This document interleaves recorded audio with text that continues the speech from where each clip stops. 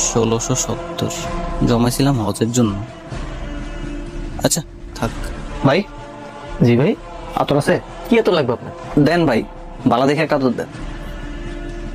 এই নেন, এটা 850 টাকা। আচ্ছা ভাই, আপনার দোকানে সব থেকে দামি আতর কোনটা? ভাই, গান যেন ভালো হয়। মেশ কত বা চন্দন? এই যে, এটা সবচেয়ে দামি। কত এটা? 1600 টাকা। হ ভাই, আমার এইটাই দেন।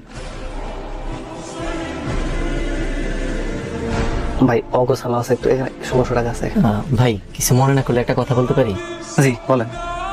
দেখে মনে হইতেছে আপনি টাকাটা অনেক দিন থেকে জমাইছেন। এত দিনের জমানো টাকা দিয়ে আতরটা কিনলেন, কার জন্য কিনলেন জানতে পারি? একদম প্রিয় মানুষের জন্য।